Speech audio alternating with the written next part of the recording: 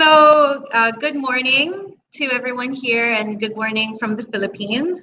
Thank you again to everybody for joining us for the launch of Relief to Resilience, Stories and Lessons from TIGRA in Bantayan Island after Typhoon Haiyan. We're so pleased that you can join us from all over the world, from all over the Filipino diaspora. The story we will hear today is actually set in the Philippines, but is also about our interconnected world beyond these islands.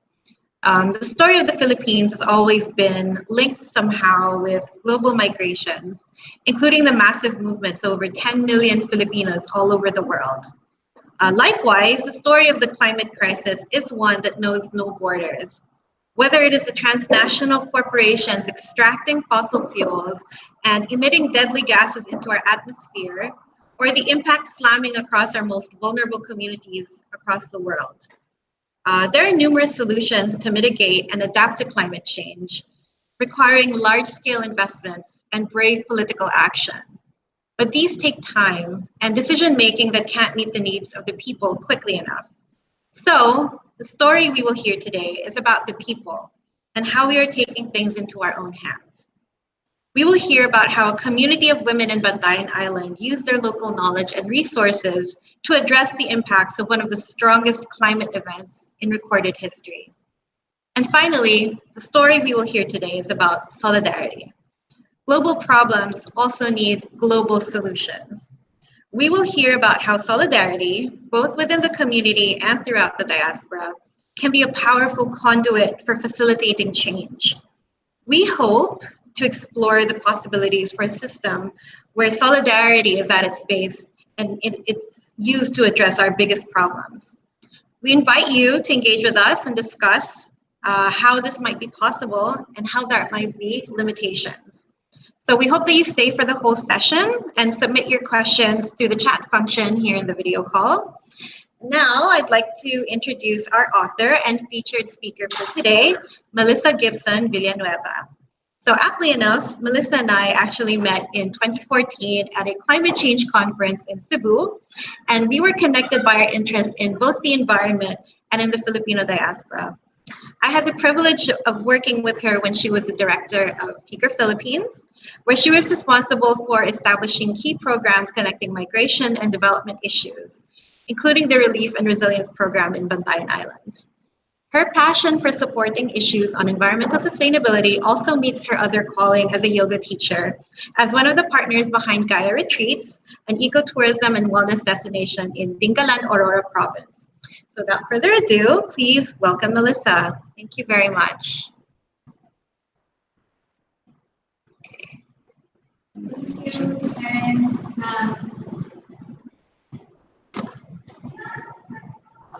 So I hope everybody is doing okay today. Might be your evening. For us, it's our morning here. So our plan is to talk through this case study as a way just to share. And a lot of the people on the call have been involved in this work. And in a way, it's like this story is such a collective story. So we wanted to have this case study also have a certain life that is in a community kind of space. And even if our community currently at this moment is just small, I think every community starts there somehow. And this is work actually that we started a long time ago.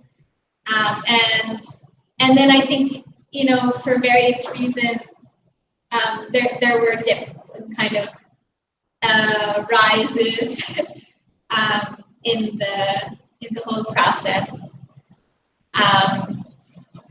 So I had this desire, if it's okay with you guys, to actually do a short meditation or a short sort of guided mindfulness activity just to help us feel connected, even though we've got a lot of distance between us, and some of us have had a relationship, and some of us are new to each other. But I think the idea with what we're trying to do and what we've been trying to do as TIGRA back in the day when this case study is really about trying to keep these connections despite distance. So I invite everyone just to find a comfortable spot where hopefully your feet can touch down on the ground. So just sitting up upright.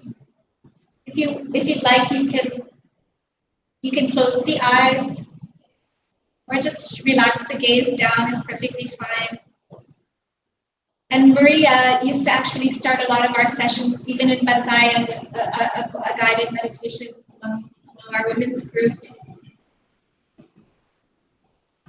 So just beginning to feel yourself connected down into the floor.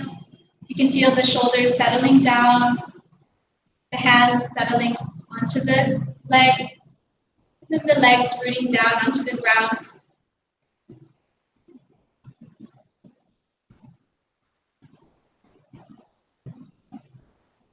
Beginning to notice the breath, taking a deep inhale and a complete exhale.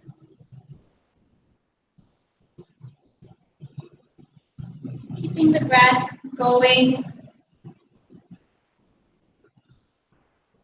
Maybe if you'd like, on your next inhale, just imagine the energy coming up through the ground. And exhaling that out. So on the inhale, feeling yourself grounded. Maybe roots growing down through the feet into the floor, all the way down into the earth.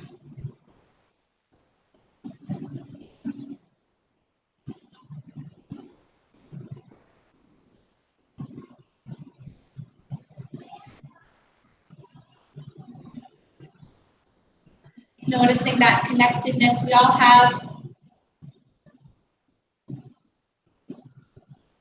Breathing from this source.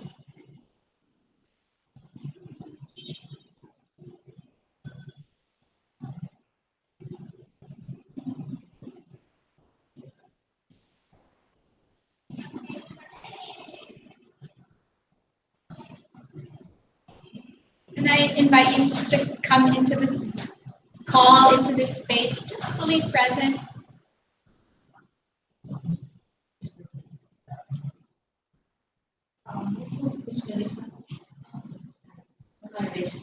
Welcome. So everyone is welcome.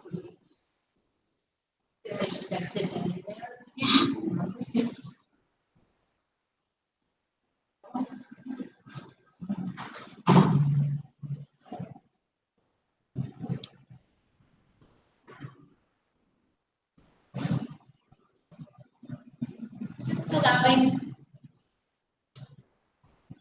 yourself to just come back into the space, into the room that you're in. Hopefully feeling a little bit more connected and willingness to be here. Okay, so I'm going to start my PowerPoint presentation, and it'll be maybe 20-30 minutes of me sort of speaking and talking, and then we'll have other folks to respond. So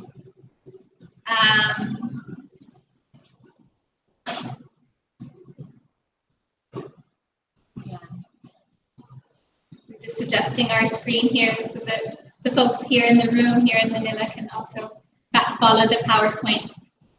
So I did send out the case study to folks on the email list, and then also posted it in the Facebook and in the Eventbrite, but it's perfectly fine if you haven't had a chance to read it. It's quite long.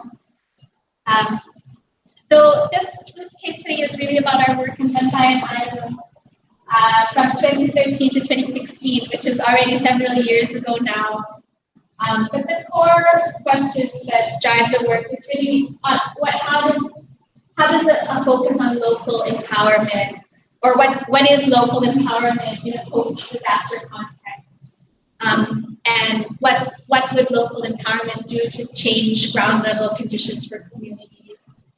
And then the second is what lessons can be gleaned from this experience that we've had as TIGRA in supporting collective action for social transformation in the face of climate change. So those two questions kind of capture, I think, what for TIGRA was a very intentional experiment in focusing on community organizing in a post-disaster context. And so what we'll sort of talk about is why we did that, how we did that, and what were the impacts. And then maybe there were impacts that can be lessons for other folks who are interested in the face of climate change, which seems as though, you know, we have these stronger and more frequent typhoons every year. And I think one of our goals in TIGRA and among this community is really thinking about how, as a transnational community, as diaspora folks, how do we sort of support this more sustained effort, so that we're not always in response or not always reacting to each event as if it's a new event. So I think that's where we're coming from. That's where I'm coming from. So just a little background about TIGRA, because some folks maybe don't know. TIGRA is the Transnational Institute for Grassroots Research and Action, and it was founded in 2005 in the US, and it was really based on immigrant empowerment and this idea of making migration a choice rather than an economic imperative. So more on a sort of rights-based framework, and also really more in the domestic context of the US, but always with this idea of ultimately root cause of migration has to do with, you know, economic globalization, and this sort of idea of countries like the US also participating in forced migration somehow. And then in 2011, we opened up an exploratory office for this D2D is the diaspora to development, which is a kind of umbrella term. And we don't always necessarily agree that diaspora to development is what we're always looking for, but I think when TIGRA was founded, that was what we were exploring. And we went into some research and program development around responsible Bantayan tourism, which is the reason why we went to Bantayan in the first place before the typhoon hit. And then when Typhoon Haiyan happened in November 2013, that's when we really saw that there was this evident need for a bridging role. And so we stepped into that space. And the context of Bantayan Island, for folks who are not so familiar. So Bantayan is a small island in northern Cebu. It has about 150,000 people, and it's quite large in a way for an island. It has 3 municipalities, and it's about 100 square kilometers. So, and it's traditionally a fishing ground. So it has a very interesting culture, actually, fishing culture from all over the Visayas, and even the dialect itself. In the Bantayan has their own dialect, and it's a mix of Cebuano and Ilonggo, and even there's Waray words in there, and you know, so it's a very it's drawn from the region, and it's really based on the Visayan Sea, which is the fishing ground surrounding Bantayan. So most people would know about Typhoon Haiyan. It was a Category 5 typhoon. At the time, it was the largest typhoon, or largest, the world record strongest typhoon at the time. Of course, people know about what happened in Tacloban City, but it also had multiple stops across its route through the Philippines, and Bantayan was the fourth place that it made landfall, damaging about 90% of the structures on the island, especially structures made of light materials like bamboo or wood. And then there was also damage to the nearshore ecosystem, so damage to coral reef and mangrove areas. So that's the sort of background. So our campaign as TIGRA initially raised $44,000, and I'll talk through all of these things, but what you'll see here is that our total program spend this is all approximate. It's really hard to actually recall and remember all the different funds. And that's its own part of the story. It's really the funding.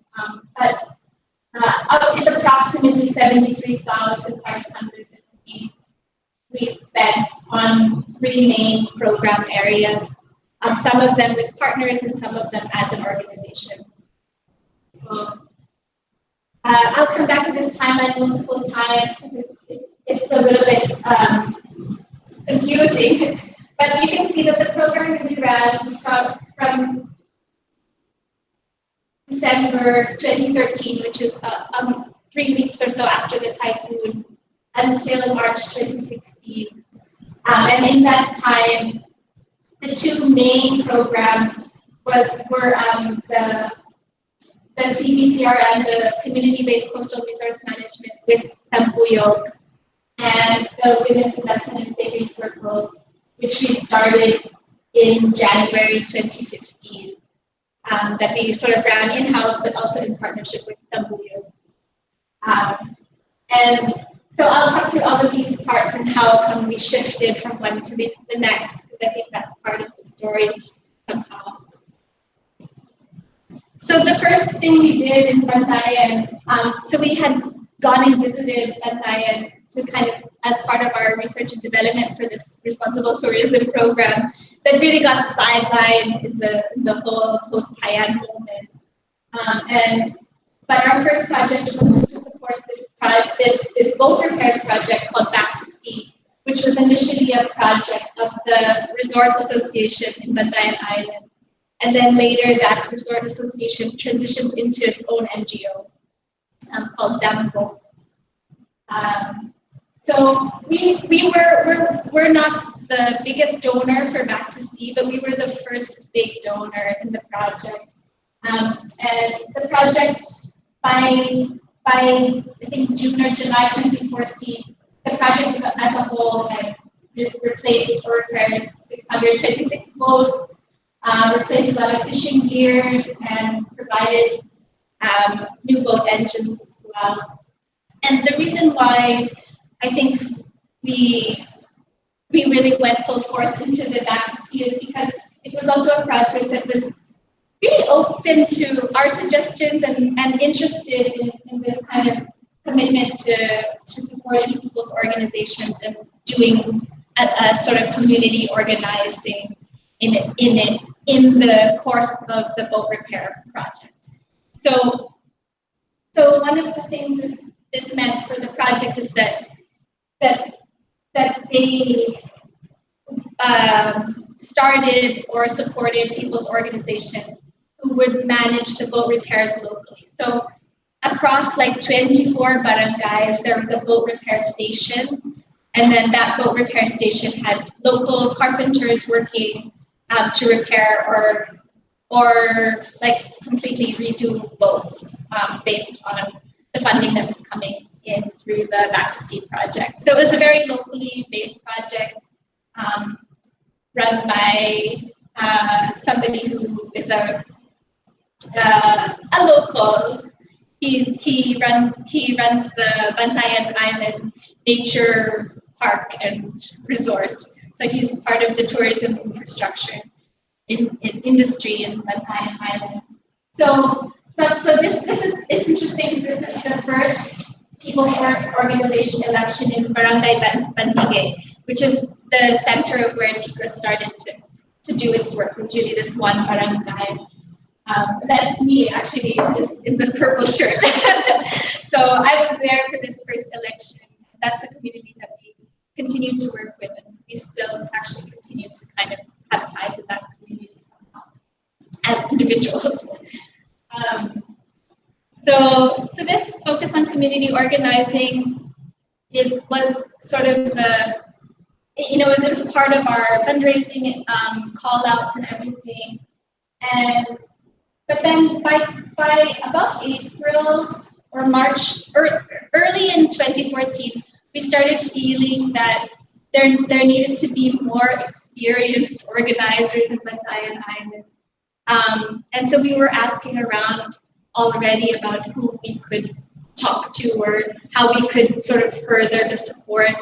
And there was two reasons for that. The first was that it was so obvious that it wasn't just about building boats, that going back to sea was a very, very large issue that had to do with the environment.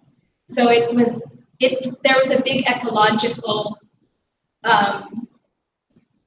there is still a large ecological sort of crisis in most coastal areas in the Philippine context. And it's not only because of typhoons, but it's because of really, really long-standing issues. And so some friends here in Quezon City, in the metro area, told us to talk to Tambuyog. So we contacted Tambuyog and we met with them in their office. And they're this very long-standing organization that says Ika 30,000. But they're actually 35 years old, and they've been working in community-based coastal resource management this whole time. So I'm going to talk to you a little bit about what that is. So community-based coastal resource management is a whole systematic approach to try to deal with all of the many issues in the coastal area. So you can see here that. So at the very top, this illegal entry of commercial fishing vessels into municipal waters, or illegal entry of foreign fishing vessels into the economic zone in the Philippines. So it's like there's long-standing issues about access to the fisheries. And then there are so many things around sort of loss of mangrove habitat, like even deforestation and siltation that affects the coast.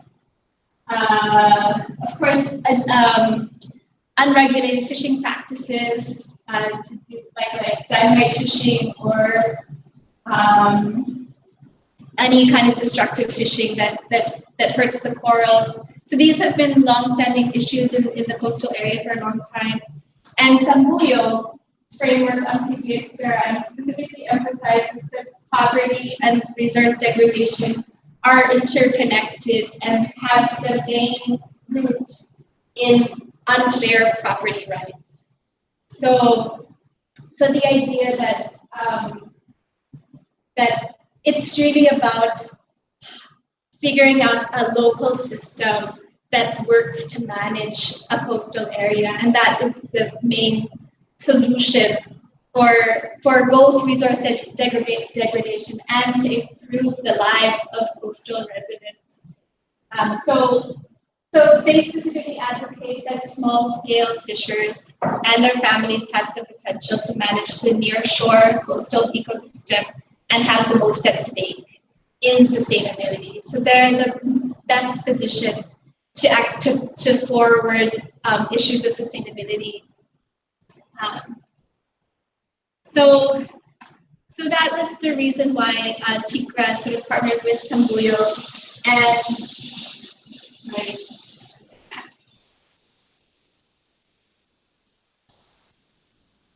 so I want to just go to this timeline here once again. So what happened is we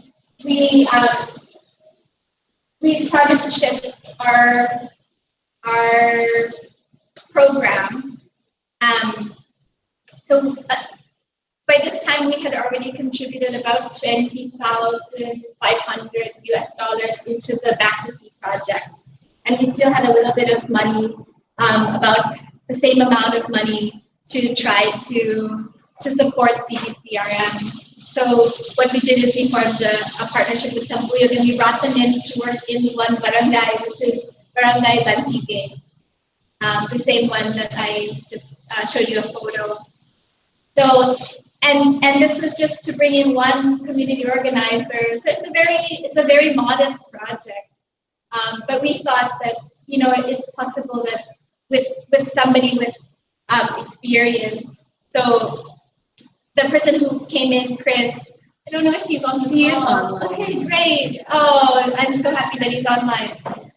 So he is a very experienced community organizer. He's been with Tambuyog a long time, and he'll also give a little bit of insight after this as part of our response. But he also has a background in fisheries, so he has both the experience on the community level and also a lot of knowledge around actual ecosystem management and fisheries management.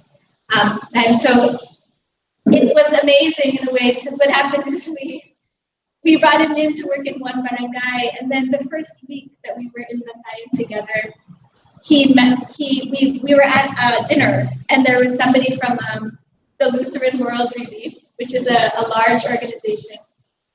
And we were all staying at the Bantayan Island Nature Park and Resort. So everyone was there for dinner, and we started talking, and this representative of the Lutheran World Relief had like millions of dollars that he was trying to figure out how to spend, it's actually part of the disaster framework, is that you have to spend money at phases, like you have a phase for relief, you have a phase for recovery. So he was looking for recovery phase projects, and he met Tambuyog, and then they were able to expand that project to 10 barangays. And until today, Tambuyog is working in Bantayan Island. So that's really something. They're actually the last NGO from the typhoon period to still be there. So hopefully Chris can tell us a little bit about that later. So anyway, I'm gonna go back because I skipped over a few slides. But so right after we decided to do this partnership with Tambuyog, we also hosted a resilience tour.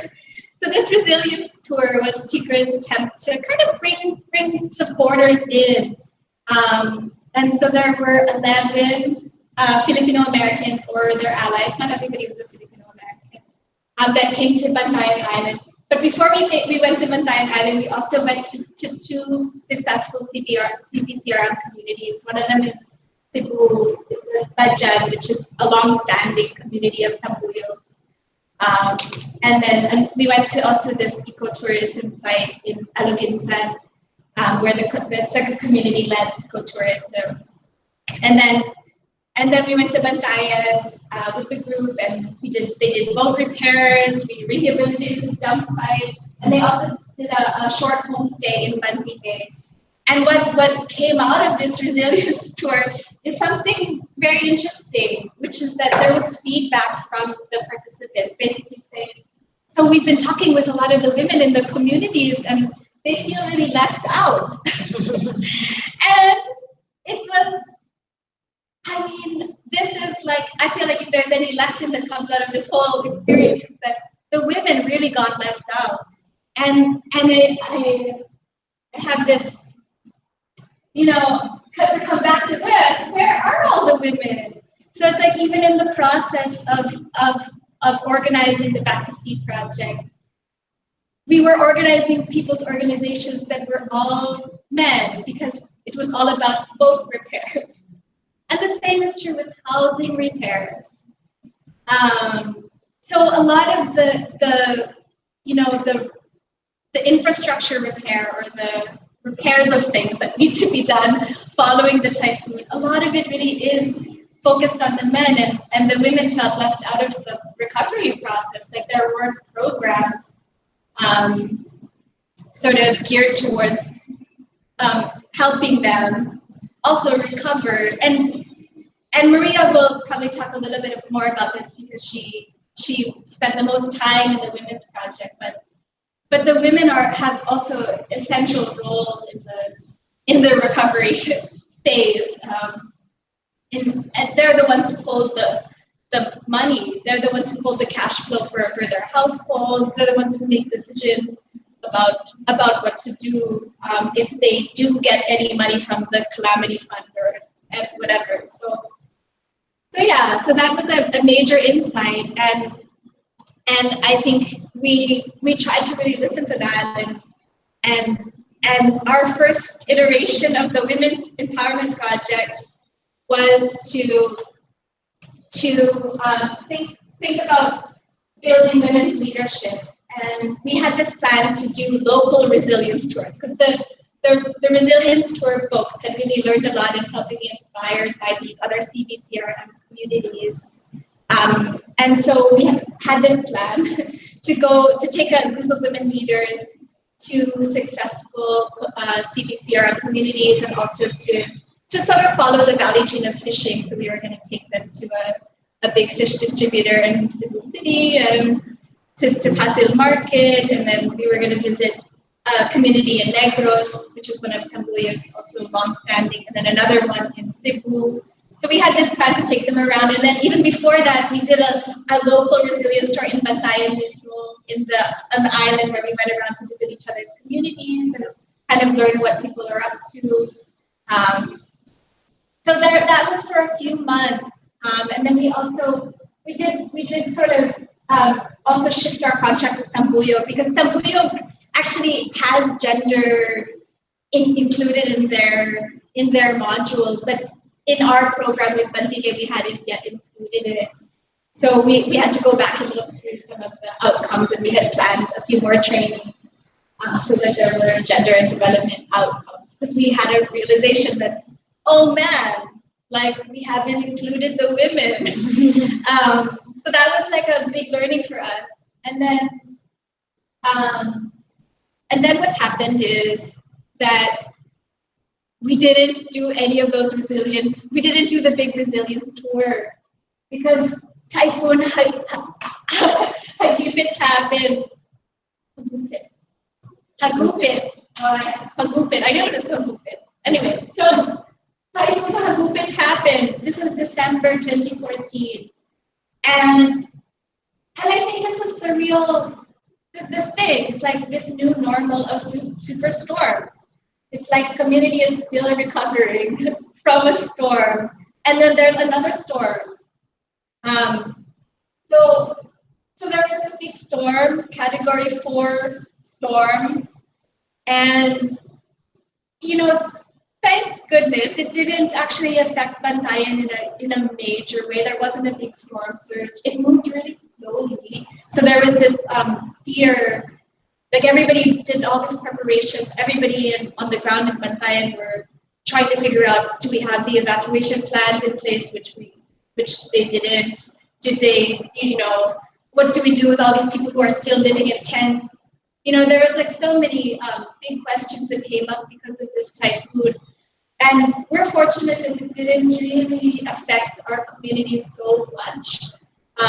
It made landfall across in Masbate, across the Visayan Sea. And there were some communities that were affected, but it wasn't as big an impact as it could have been. But in the course of preparing for it, there was really a change of heart at the community level. So that's so we had this other shift, because we were supposed to go on this resilience tour on the day that this typhoon, or like maybe within 2 days or something, this typhoon. And of course we canceled those plans of traveling with the group. And then everyone was quite hesitant to reschedule.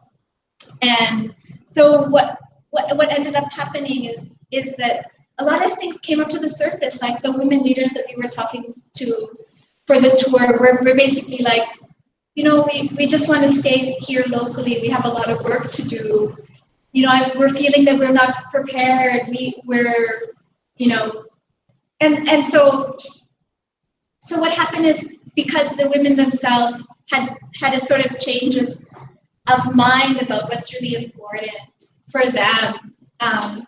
And what came out of that was really that they wanted to focus on their own self-reliance somehow, that what was important to them is learning new skills, and having more knowledge about, like savings and budgeting, how to prepare for a storm.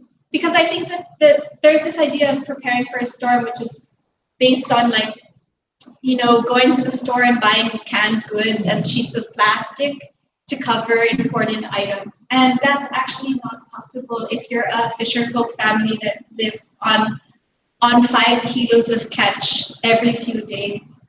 It's like, if you can't go out to fish, your children will need food aid.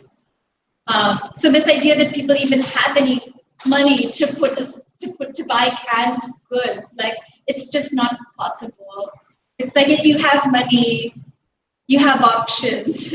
But if you're really income poor and you're dependent on the environment around you for your daily life, then of course you don't have that capacity. And I think that was something that everybody was telling us, like, the women themselves, they're the ones who budget and decide what to spend, but they're not in charge of how the money comes in. Usually that's the husband or the fishermen. Most of our fishers here in the Philippines are the men. So I think that was the shift into this other program, which was the Women's Investment and Savings Circles. We call it WISP. So in the WISP program, the main parts of the WISP program was a matched Paluagan project and adult education, which is with a focus on gender, financial literacy, business track. So it was a really up with this program, sort of in consultation with these women leaders, and the Paluagan is a local cultural thing. People use it for all kinds of savings. And it's a group thing, right? You contribute money on a regular basis, and then that lump sum of money goes to one of the participants in the group. So we started with a very modest 10 pesos a day match. So in a group of 10 women, you would have 10 pesos going into a pot. So that would be 700 pesos a week. And then, because 700 pesos a week into the pot, because each woman is contributing 10 pesos and then 100 pesos a day into a pot. So it's only 700 pesos, which is like, in dollars, it's like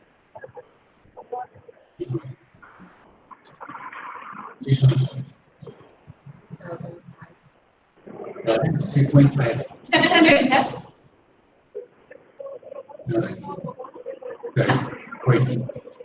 $13.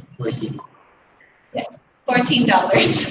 So it's a very modest sum, and then we matched as an organization. We matched that amount, and we matched it twice. So the first match went to the woman receiving it in lump sum that week, with the idea that everyone has a lot of debts, and they're trying to get to pay back their utang. So in the fisherfolk community, a lot of people have debts to their amo, who could be like the fish buyer, it could be the person who that they rent the boat from. Not all fisherfolk actually even own their boats. So anyway, so one match was for that, and then the other match went into a group savings account that the group of 10 sort of shared collectively. And we ran this Paluagan project for 4 cycles. So it was of 40 weeks. So the first cycle was 10 weeks, and then each cycle is 10 weeks long. So at the end of the Paluagan, in the group account was 28,000 pesos. So that 28,000 pesos was designed as a sort of startup capital for some project that they could run together. So as part of the business training, they looked into a lot of different potential businesses that they could run, and then they chose one, and they went through a long process. Maybe Maria can also talk about that a little bit. But the long process of sort of deciding what it is that they want to do and what they're willing to do as a group of 10. And you know, they did a really nice presentation partway through the program where they had to list all their capital, including the social capital and the environmental capital and the actual money that they've saved.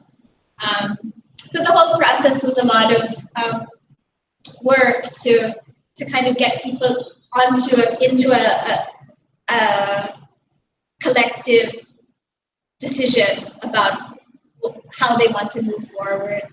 And then in addition, there were these household level savings techniques. So trying to save money through the paluwagan, but also through the alcancha, which is a bamboo bag that you have to break open. So that was really a successful project.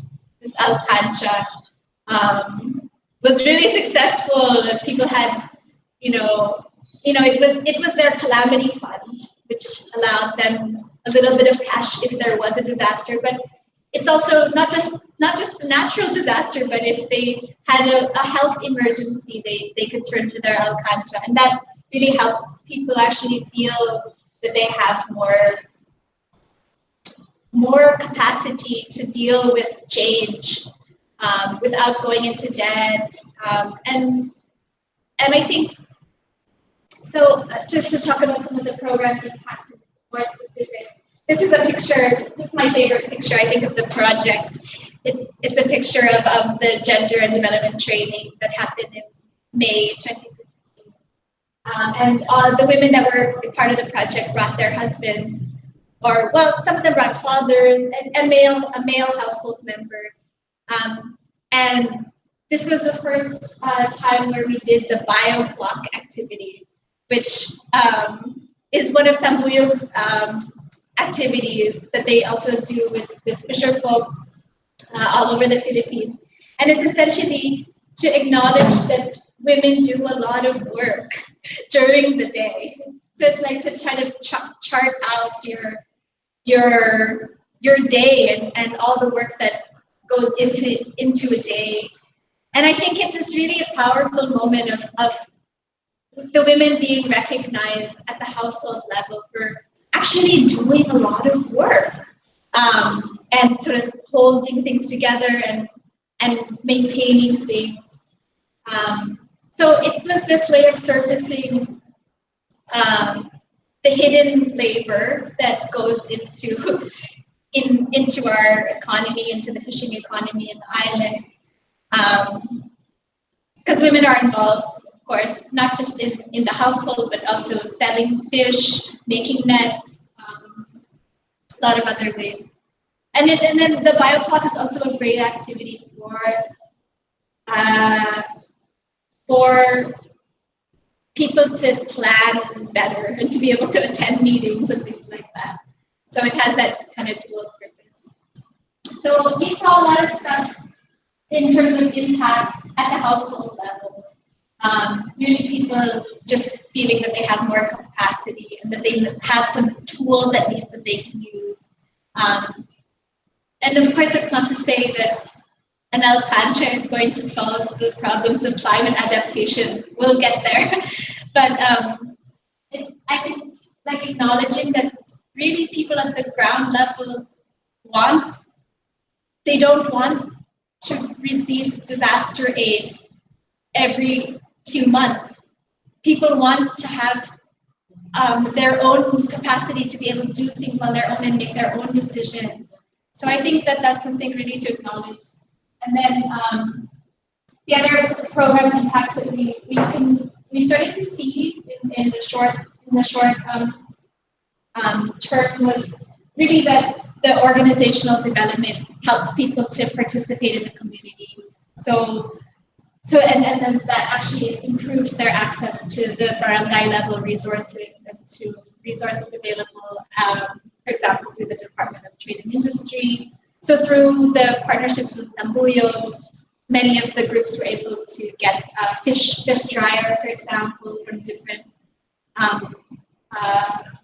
organizations or from the government, so that they could actually keep building a resource center for their fishing products. So all of that stuff with this idea of the empowerment factor, like if you empower a person, then how does it impact on their community? I think long-time community organizers can say more about this, but we started to see some impacts in terms of the community participation. Just in terms of, this is one story I just wanted to share, is that not all of our communities were necessarily successful throughout the program. So we had one community that we actually struggled with, and it turned into something successful somehow. But I think one of the outcomes, and you can read about it in the case study, maybe I don't want to dwell because we're running out of time, but I think the question of how we deal with new resources, because when a disaster response happens, it's new resources coming into the community, and those new resources can actually cause conflicts, especially if there's a mistrust in how opportunities will be implemented. So who will benefit? Will this benefit all or only some? And then this idea of how a new resource impacts on existing power dynamics. So if there's a project that's proposed, like a fish drying facility with a solar dryer, it's like the question becomes, well, who gets to be part of the management committee? Who gets to benefit from this fish dryer?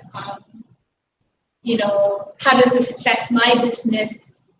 So I think that kind of thing really needs a lot of community engagement, which is really what we learned, is that any kind of collective process that people go through in a post-disaster context really needs experienced community organizers who understand the local context, and it needs an incentive structure that makes sense for that, is relevant for that context also. So it's like coming to a shared understanding of the development trajectory, or of how the recovery process looks, is really important, and it can really, there's no shortcuts to just sort of people actually communicating and saying, this is what I'd like, this is what doesn't work for me, this is what I'm willing to do with my community, with my neighbors. It's like all of those things, they can't be rushed. So it's like the process and the guidance around it is really important, like having people who, I think community organizers are key, like just to help guide the conversation and to bring up the right questions, and ultimately to have the community come to agreement on how to move forward.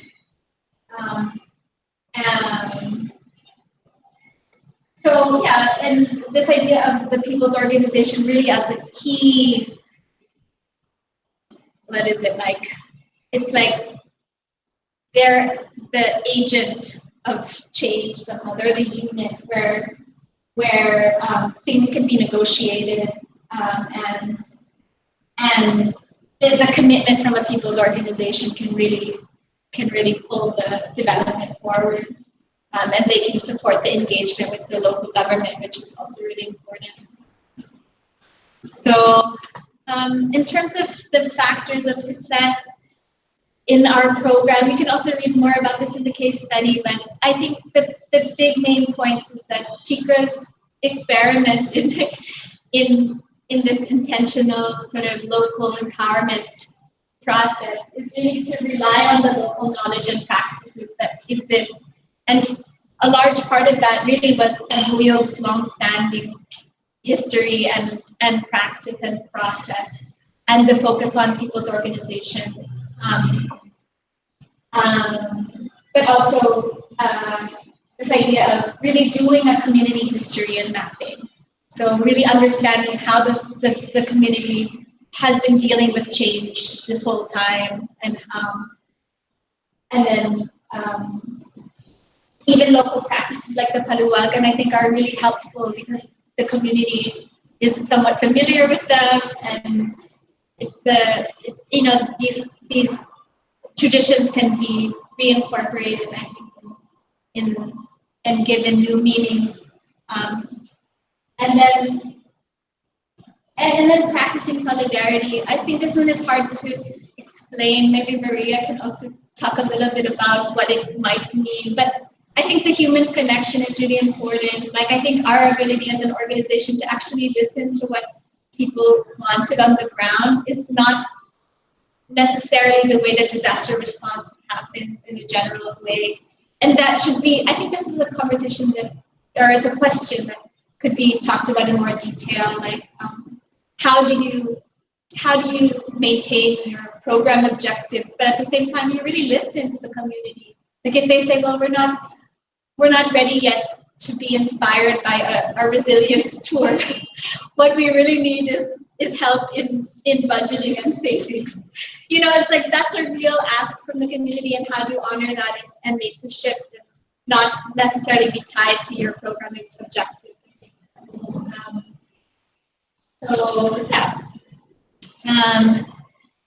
So yeah, this is basically this question of what the human scale is, and whether, in local empowerment, the empowerment of one person is really also building towards this kind of social transformation that we're all looking for. And what we mean when we say climate adaptation, I think, is really that we all need to transform, and how we do that. And so these larger questions of what is this post-disaster experience, our experience, but many other people's experience also. What does it mean for adaptation? What does it mean for climate finance? What does it mean for climate justice? So this question of solidarity. So those are things that hopefully we can talk about. And I just wanted this slide, I think, in a way, because we've been talking about this concept of resilience, and it's always, I always want to, I don't know, like, disclaimer around the term, in the sense that it's easy to throw around, and I think it's really a lot harder to say that we are resilient. So how do we cultivate resilience? And I think this idea of local empowerment and solidarity, I think, are really important, as well as, of course, just and adequate financing. So I don't want to put that aside, but just that all those things are really important. So, and that's it. So thank you for listening. Yay. Thanks so much, Melissa, for sharing this great story. I feel like I have to turn my camera on or something. Okay, there I am. So yeah, thank you again. I had the great privilege to be able to join in some of these field visits as well to Bantayan Island, and it's just actually very remarkable, just the process of seeing a community come together and work together towards, something that's much greater, and something that's, sort of very much immediately addressing their needs. And I think that, seeing how it all came together like this kind of builds this strong story of, not just, what the transnational Filipino community was able to do, but also what happens at the local level and how powerful that is. So, I think that that's definitely something that we should think about in terms of how we're going to mobilize transnational communities in supporting local actions. It's just about what are the proper mechanisms, the proper actions and approaches that are needed to really bring out the ask, as you said, right? Like, it's not just about us coming in with our bright ideas, but about them being able to fully articulate what it is that they really want. So thank you. I know this is a labor of love, so we really appreciate it. So now we are actually really privileged to have some of our friends and colleagues who are with us in this journey to be able to share their responses. So we're going to give them an opportunity to share now with the group once I figure out this layout. Okay. So first, I want to invite Maria to provide her response. So Maria was actually, as Melissa mentioned, she was the organizer who was really staying in Bantayan long term. She was the one who was living with the community and helped to jumpstart this women's investment and savings program. So we'd really like to hear from Maria on what that experience is like, how you saw this case study, what are your initial responses, and maybe share some of the more of the insights that you saw firsthand that maybe we may not see in this analysis. Okay. Should I put hi? Can you see me on video? Can you hear me okay? Okay. Oh, okay. Sorry, I'm in a car right now in the Bronx, New York. Hi, everybody from the Philippines. Thanks so much for the invitation, and Melissa and Erin for organizing this. There's a lot to share. Melissa covered a lot, so I'm gonna try to see how I can piggyback off of that. I think a major thing is to really look at post-disaster development and community development in general in terms of how left out women are. And some organizations that were there or anywhere post any disaster will say, oh, we included them in this way.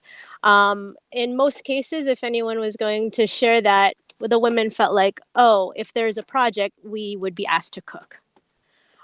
Or, usually those are the jobs that they're given, and they just wanted to really be given the opportunity to take a bigger role because they are also caretakers with their husbands for their whole family, including taking care of their husbands.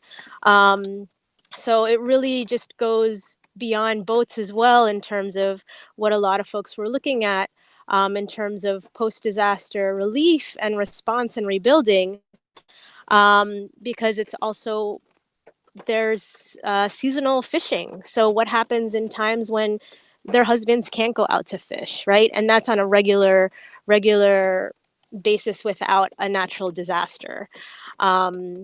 So that was something just really important to really think about, that they have a role in contributing economically, as well as supporting in different ecological ways in support of their husbands, but also to their families. I think a big thing with this project was that we took a lot of time, and most of our efforts were about relationship building. So even though some of these women lived in the same communities together, they didn't necessarily do a lot of things together, work together, share really intimate details with one another. And that's what we took the time to do. And I think my initial entry into the community, I said, hi, I don't have any money. Which is not what people expect when, an organization comes in.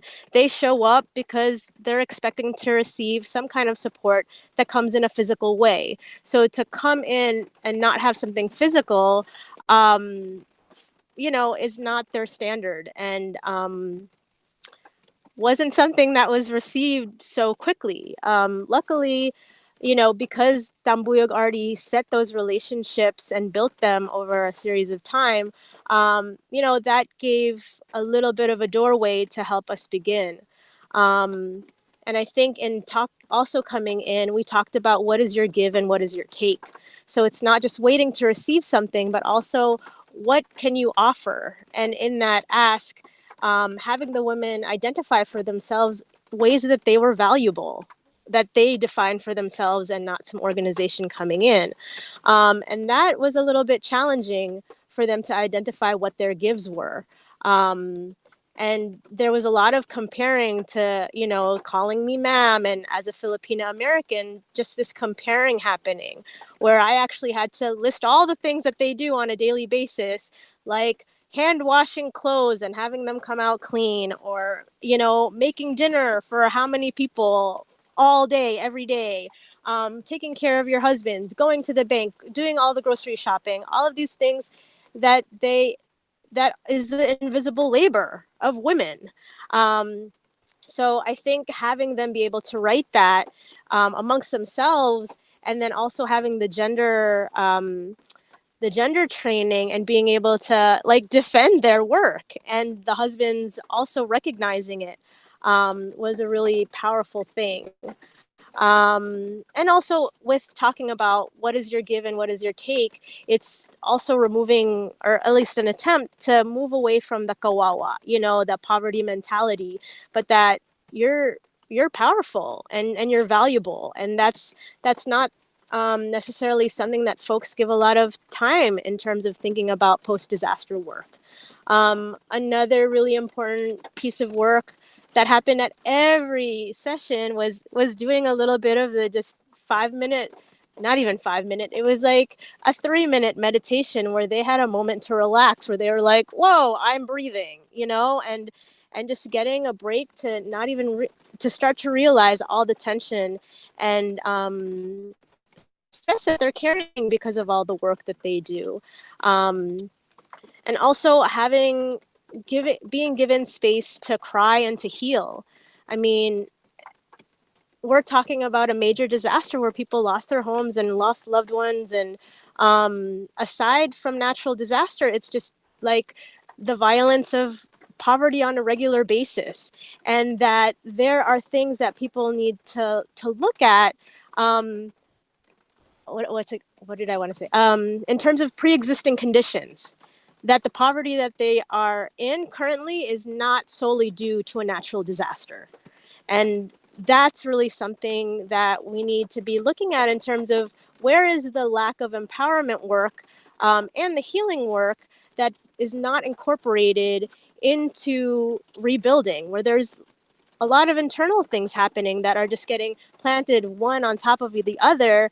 And, we know that things are getting worse, right, in terms of climate change. So I think the relationship building really gives them a chance to connect to one another in ways beyond just that disaster, but just like being able to get through things every day for those relationships with their husbands who are there, and for some of these women, relationships with their husbands who are really far away. There's a lot of just listening on the part of, facilitators. And also, I think we we we did a lot of chismes, right? And for those who don't know what chismes means, it means gossip.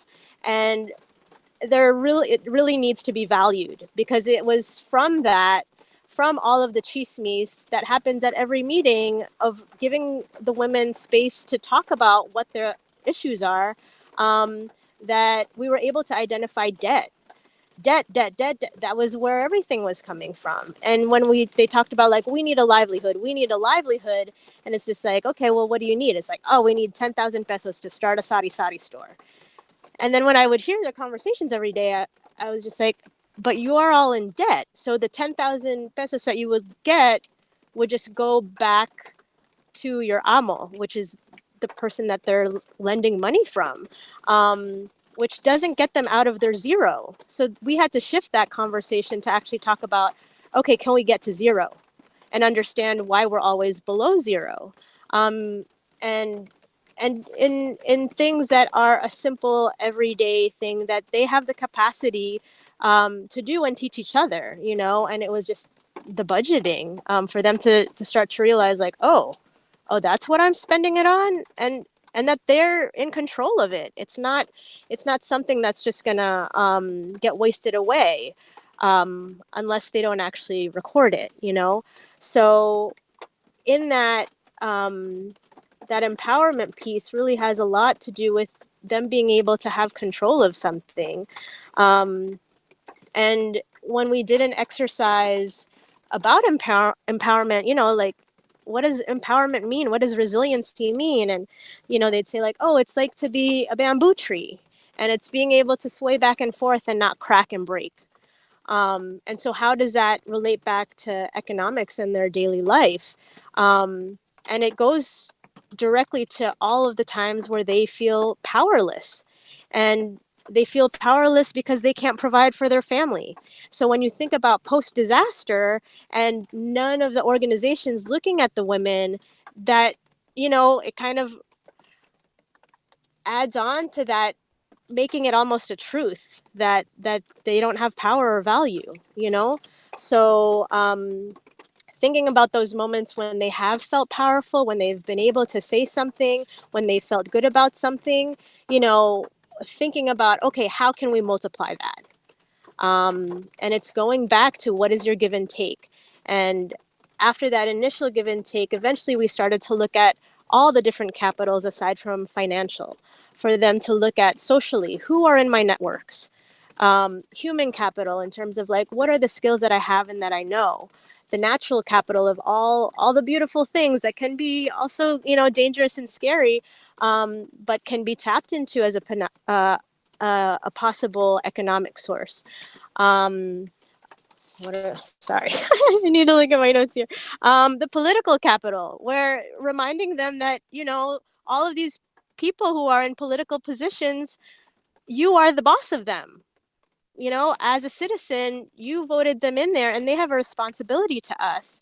And so finding voice in that way to build those relationships, to be like, okay, how can we relook at how we are also as women contributors to our communities. And then also just like the cultural and spiritual capital too, that, you know, come with their language, come with their practices, that even when we came up with the lending circle, when I explained it, they were like, oh, that's paluagan, which I think was part of what made it successful, because they already knew it. Um, and they got to decide how to practice it. We had said that there, you know, would be a minimum of 10 pesos, but that they could go as high as they want. But coming back to recognizing also, and part of your relationship building is trust. So y'all want to talk about a big deal of money. Do you trust each other to hold that? Now, if you can't trust someone with 10 pesos, are you ready to trust somebody with 10,000? Right? So starting really small scale and not diminishing that 10 pesos as a small value, just like we don't diminish the women as being small value, right? So sorry, there's just so much that the women have really done in terms of like visioning what the position that they were on the day that we started, all the way to just, you know, what's going to happen tomorrow, what's different, what does it look like 10 years from now, or what does it look like when the next typhoon comes. And when that typhoon Hagupit came, Typhoon Ruby, you know, we recognize, oh, we thought everyone would be ready after Typhoon Yolanda, and we weren't.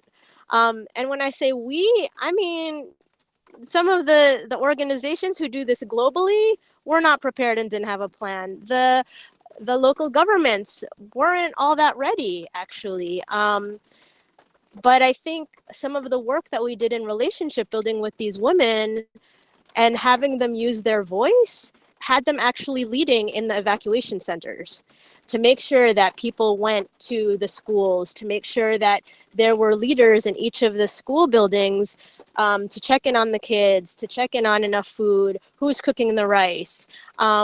They were leading that. So sometimes it's just like, oh, well, how is our fund, how is our work impacting, and no one's writing that the women are leaders, and I think that's a huge impact in terms of having responsibility distributed around, especially when folks are being dependent on other people, that they can step up. um, I think that they are actually transferring. They transferred, this practice of the alcancha, where some of them had two or three, and then their kids started having them, and a lot of the women were able to get to zero and above it. Their main concerns were not about natural disaster. It was about the medical emergencies that came up, and they actually used, the calendar and the time of year of just when they have the most spending, and it's around school. Being able to support their kids to have all of their items and books and materials for school becomes a stressful time, and now they can relieve some of their stress knowing that they have some extra cash on hand, and not having to go to the amo and then having to pay this extra interest. The idea that they could, if they ever had to borrow money from the group, that the interest would go back to the group, and that they were part of that it's just like, oh, this comes back to me. um, and and just because I have money, I don't have to spend it. That idea of saving for when those emergencies come, was also a shift for some people. um, Okay. I think some other really powerful pieces. I just think that gender training that Tambuyog led was really incredibly powerful, because it actually had the men and women in front of each other talking about the bio clock, talking about all the things that they work on every day. And in this back and forth, that was jokingly and also like, nah, you need to recognize all of the work that I do. Um, and there were shifts that happened, real shifts, that when they went home, or when we would have the next meeting, the women would be like, oh, my husband started washing the dishes. um, or just different things that they would do. Someone offering to go do the grocery shopping, or the husband now talking to the kids about helping more around the house. Also recognizing how they're passing the gender roles onto their children. Things that they ask their daughters to do that they don't ask their sons to do. And I think one really major piece that came out, I mean, all of it is quite important, but this one woman shared with me that when she got home, because she didn't bring her husband to the meeting, she brought her father-in-law. And they actually had shared how, in terms of money spending, how some of the husbands use the money around alcohol. And it was the father-in-law that actually had a conversation with the husband about the drinking issue, and that the three of them came to an agreement about drinking less, and maybe just on Saturdays, and just a certain amount of money allotted for that, because they could actually see how much money was being spent just on alcohol that was being taken away from the family. Um, so so all of these things, I think, were really powerful around trust and the power dynamics within that gender role, about like, what is the difference of power, and who holds it, who holds it over you, who's working with you, who gives it to you, and who do you give it away to. That there's all these different ways that the power can really shift. Something also important that was happening in the groups in terms of talking collectively is that leadership looks different in so many different ways, but also that's a shared responsibility. And women complaining about, I always have to take this on, I always have to take it on. Well, in this group, everyone takes it on and we rotate it, taking notes, leading facilitation, taking attendance, collecting the money. And also holding each other accountable. I was just like, this is not my money, reminding them all the time that it's not. So how you want to hold each other accountable is up to you. How you want to create consequences is up to you. And, they'd be like, okay, if you're late, 5 pesos, or, having them be in control of making the different rules for something that is their project. And when that typhoon hit, that second typhoon hit, and there was such a hesitance about going on this tour, and it was just like, oh, we have to rebuild our houses, and there was just this resistance, and for community organizers, really needing to pay attention when there's a possible no that needs to be listened to. And in the Filipino culture, sometimes that's hard. As women, that might be hard. So giving them that opportunity to say no was big for them. And, to say, like, if you don't want this, you can say it. Because there's this fear. If I don't take this right now in the way that it's offered to me, I'm not going to be able to get it, right? It's a powerlessness. And so going through all of these things and still feeling powerless about something that's yours, that you actually don't own yet because they're associating it with me, having to shift that, for them to be able to make those decisions for themselves. And also going back to the collective, that you can make a decision, but whatever decision you make, you are the owner of that decision and you are the owner of that responsibility. Like, I don't want to hear chismis later about it. We bring the chismis into our meeting, and let's talk about that, what we're accepting and what we're understanding. And sorry, I just lost my train of thought. But that's also a powerful thing in terms of what we say no to, but also then shifting to, okay, so what do we want to say yes to? And that there's work when we say yes to something. I mean, as simple as, like, who wants merienda? That's like a snack, right? Everybody wants snack, right? So everyone's like, yeah, snack. And then the question is, okay, so who's gonna make it? And then suddenly it's silent. It's like, okay, well, if you want it, you can make it and I pay you for merienda, or I go to the bakery and that money goes to some lady, Julie's bake shop. I'm like, I don't know who Julie is. I know who you are, and you are, and you are. And if I could give that money to you and keep it in your community, I would prefer that, And sometimes they would take it. Most of the time they would. But when things would get busy, they'd be like, we still want merienda, but can you just get it from Julie's, And it's not having that judgment about what their decisions are, and to give them that freedom. I've talked a lot. I have no idea for how long I've been talking. So, is there a question, or do we go to the next person?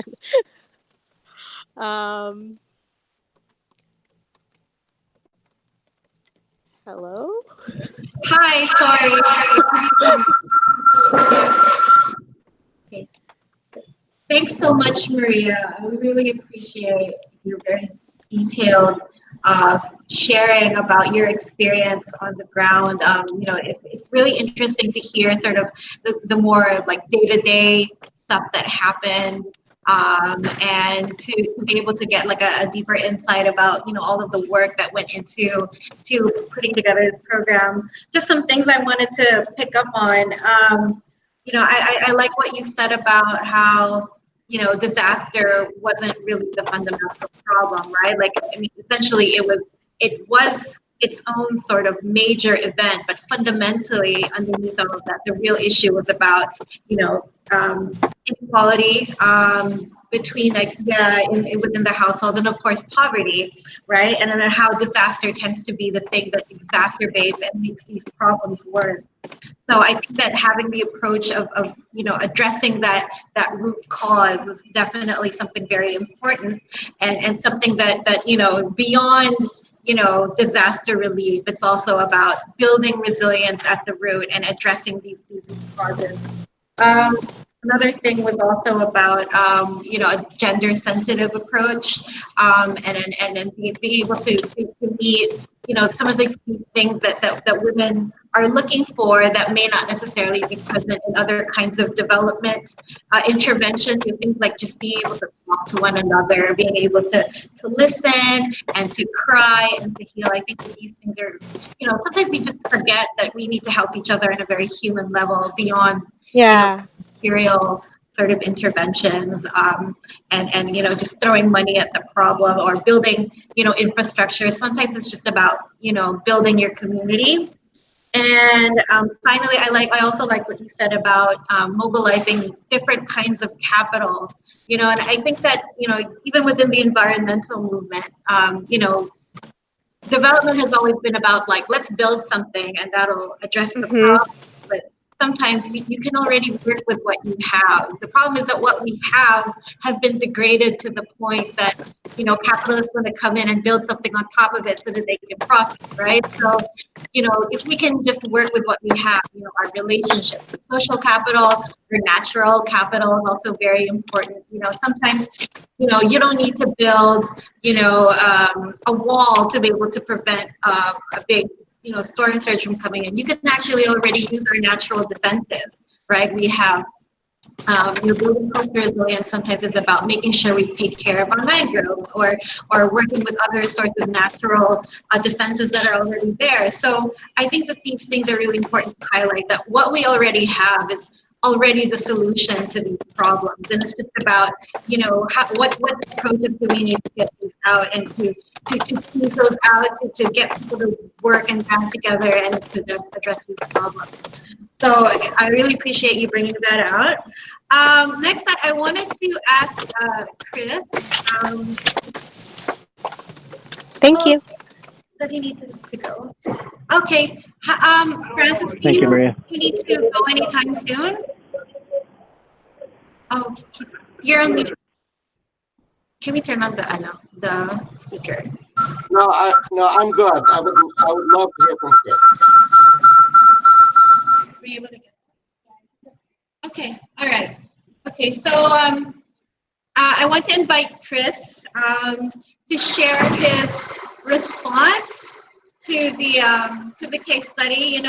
Tambuyog was really Tambuyog was really a close partner of TIGRA when we were working in Bantayan Island. And so we wanted to get his perspective on the program, and also to sort of provide some thoughts on this idea of transnational solidarity as one of the approaches in which we were able to provide support. Okay, now.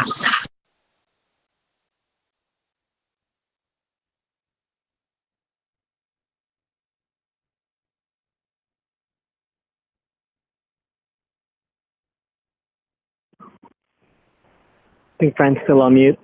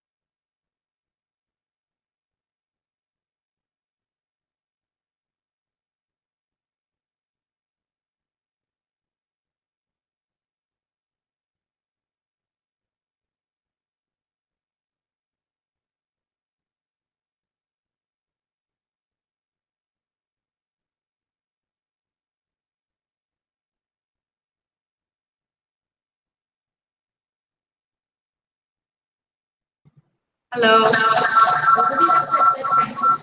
Yeah. Can you, sorry, just mute the speaker. Okay. Sorry, we seem to have lost Chris. He mentioned that his internet connection is kind of intermittent, so we're going to try and call him. But maybe in the meantime, we can ask Francis to provide some of his thoughts. As the founder of TIGRA, we were really interested in hearing your thoughts on how you see this work in Bantayan. So it sort of contribute to the context of this larger project on immigrant empowerment and social justice, and how do you see this feeding into the big picture of what TIGRA's work has been, and as well as the larger movement around connecting migration and development? Hello, can you hear me? Can you hear me? Yes. You good? Erin, I don't know how to answer that question. That's a big question, girl.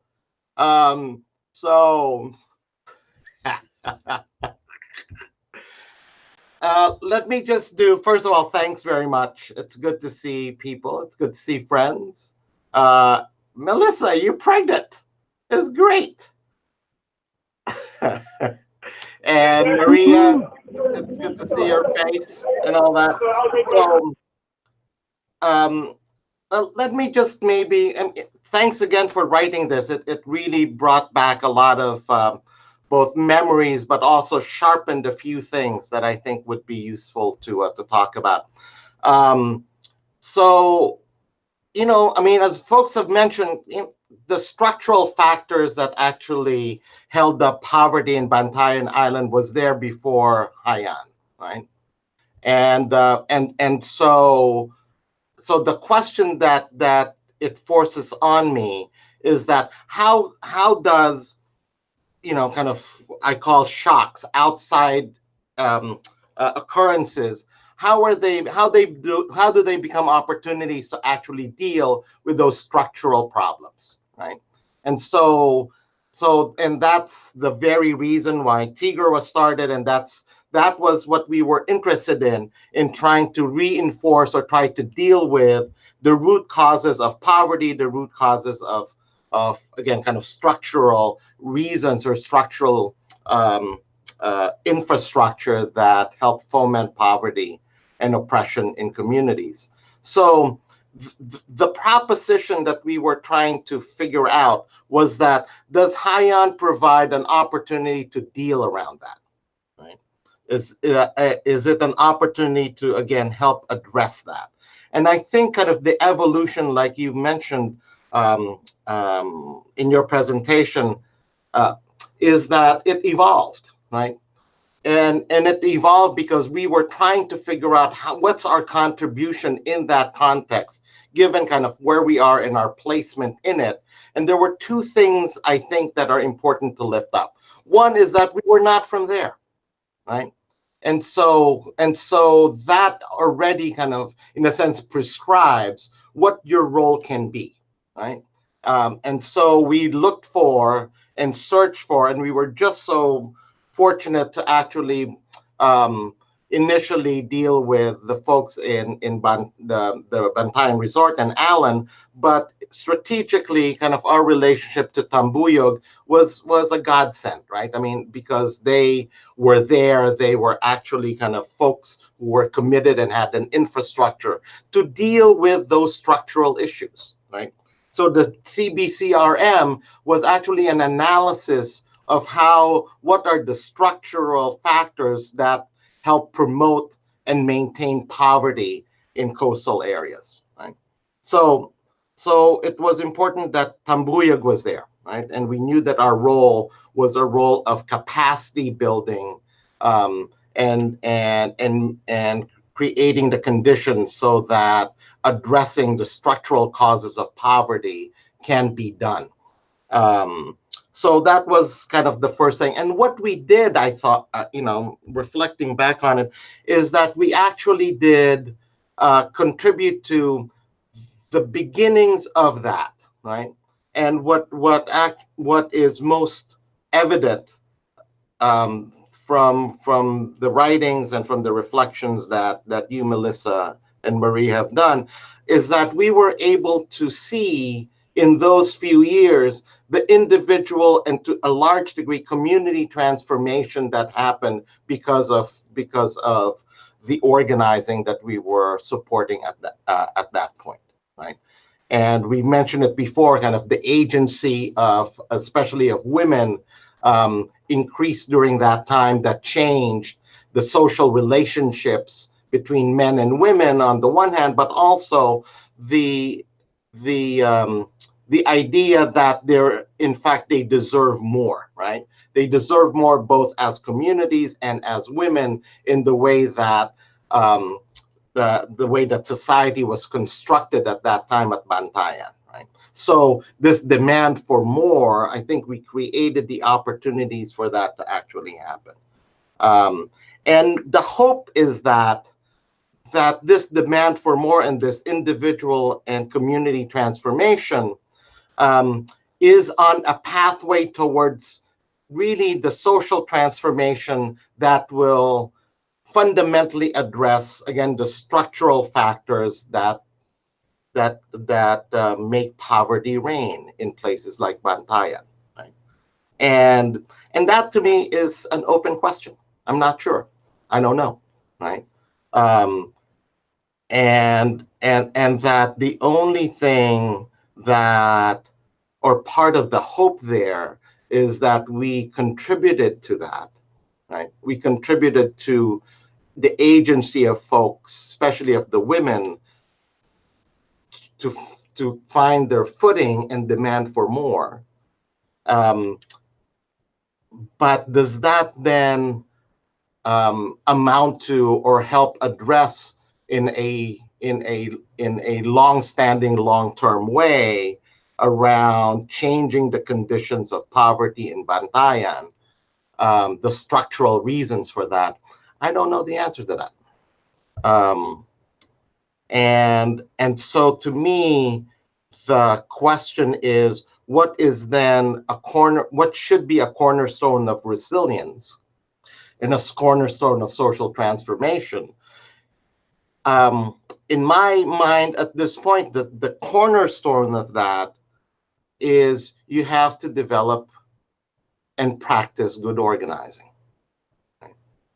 There's no shortcut for doing that. There's no shortcut for maintaining conditions or the creation of agency so folks can demand more and can then demand that the very structures that constrict people's agency can then be dismantled, right? And so I don't see resilience happening, especially in the current context, without strong organizing and strong organizers that can help maintain the very work that Melissa and Maria were able to do, because it's in those relationships, it's in those the messiness of being in relationship with folks is where the magic happens. And you can't do that without a real commitment to organizing long term in those communities. So that's kind of my reflection.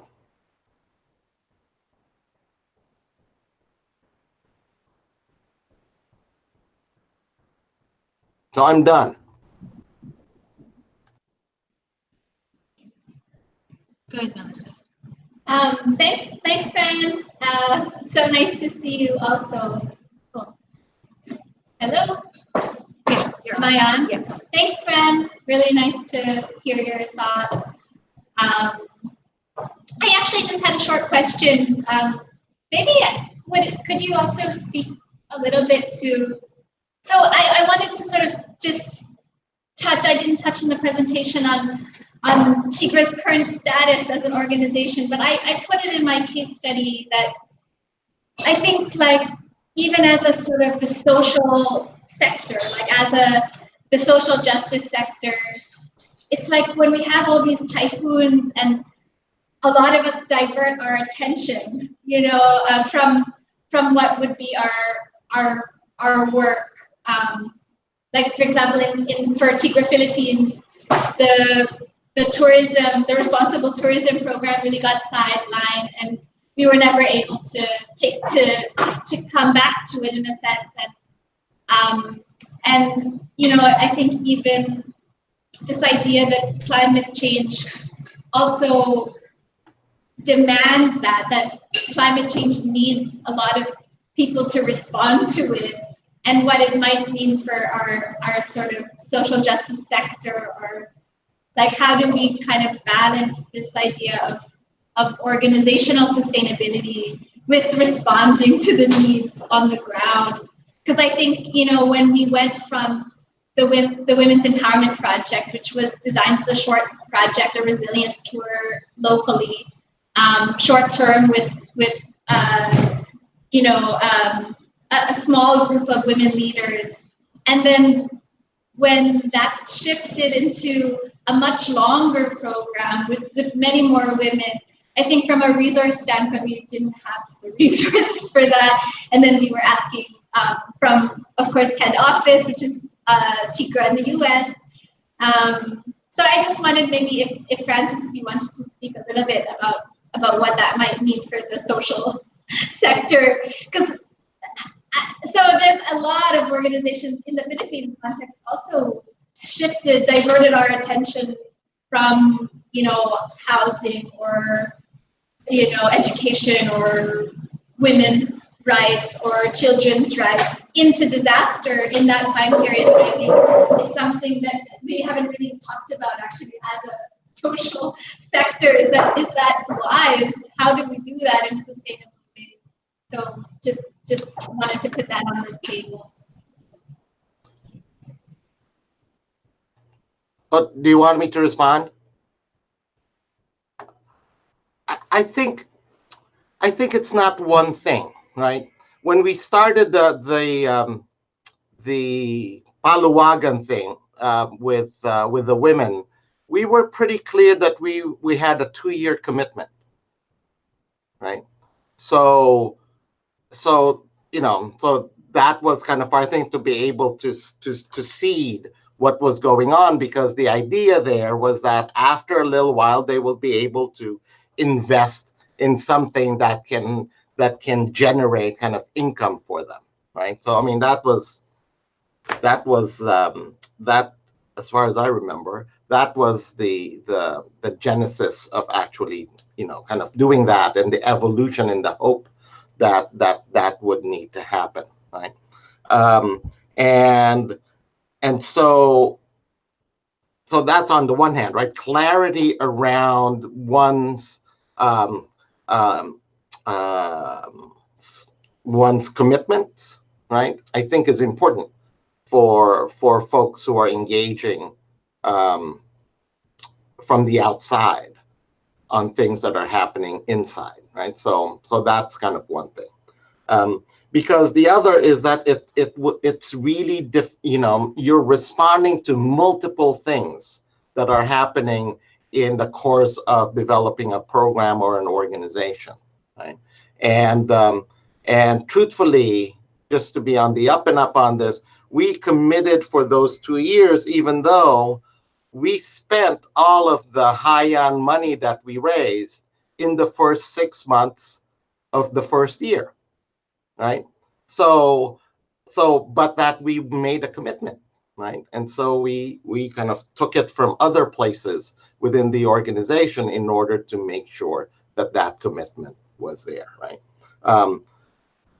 I just crunched the numbers. We raised $31,372 for the Haiyan relief thing, and most of it was from 2013. We spent $96,719 in those 3 years. So because we wanted a commitment, we made that commitment. So answer your question, Melissa, is that clarity around commitments is important, but also knowing that shit happens. I mean, I'm sorry with my French, right? That you have to respond to different conditions, and so but that can change that commitment. But that the only thing one can do is just being straight up about kind of what are those things that are happening, and just be able to create the conditions so that folks know what is going on, even though it might change.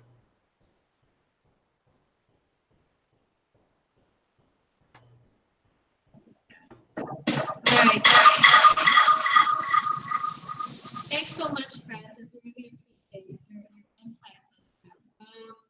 I'd like to invite Cris again to share some of his reflections and response to the case study, and reflecting on the partnership that we had with them with Tambuyog in Bantayan. So, Cris?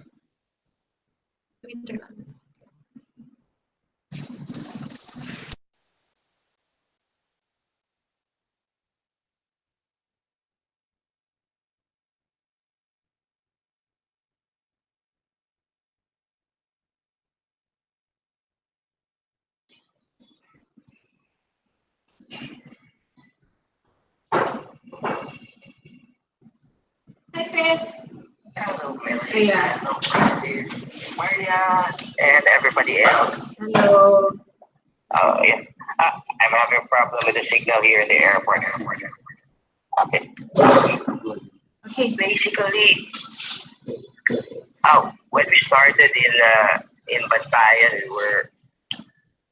we were all trying to get the grassroots. That's what's happening and what to do, really. We really wanted to do the community organizing, and of course, Tambuyog is not a humanitarian organization, so we were also new in the frame of things. But we were carrying a framework of CBCRM, and we believe that the CBCRM would work in that area. So the invitation of TIGRA to start in that area was very, very timely too. Then I think we had to deal with we had to put a different framework for all the humanitarians working in the area. Our work, TIGRA's work, the WIC's work was a different approach to the humanitarian approaches of most of the NGOs there. And I think we've provided a different framework for them working with people in disaster or victims of disaster. It was also very, very apparent that we were the ad man out there. The Tambuyog and TIGRA were the ad man out there in Bantayan when we started.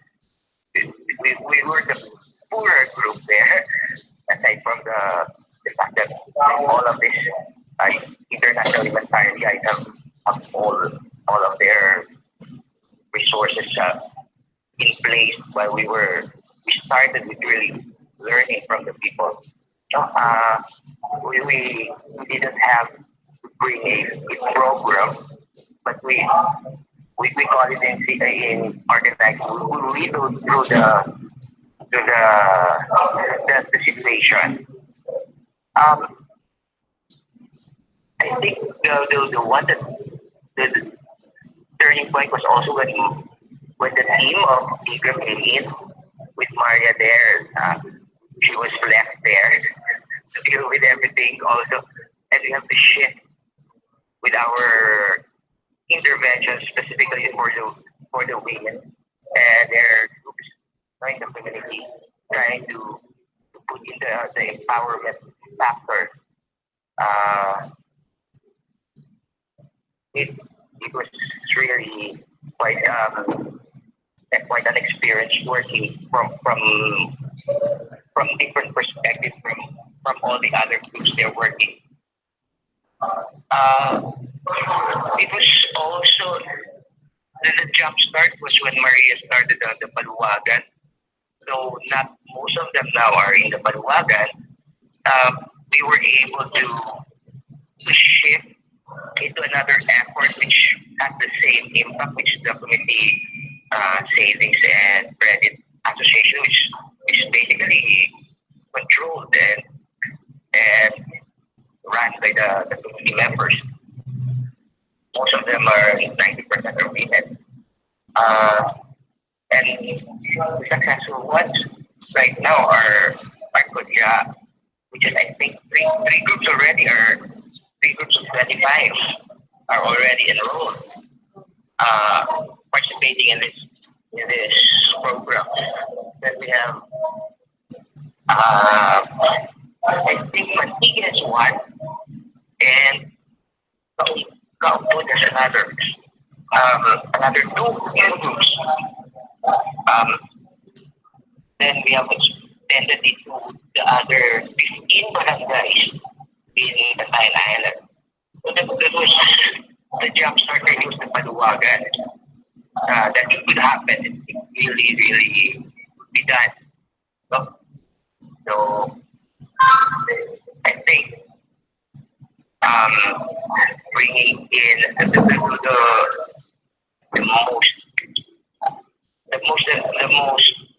learning.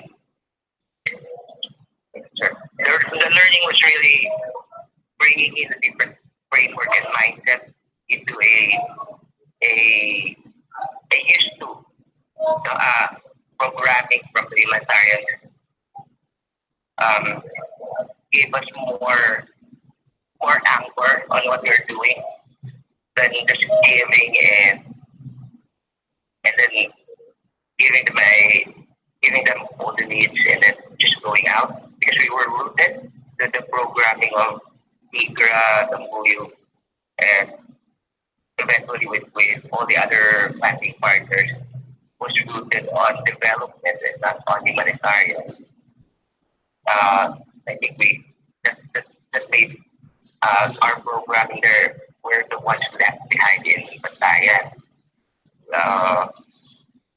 So I think that's bringing programs, bringing in a different framework, not the usual run of the humanitarians, was the thing that really changed everything for the TIGRA partnership there, which is, I think, considered really the win at the same time. So I think that's my learning from our things there that we've done. Hello. Yeah. Okay.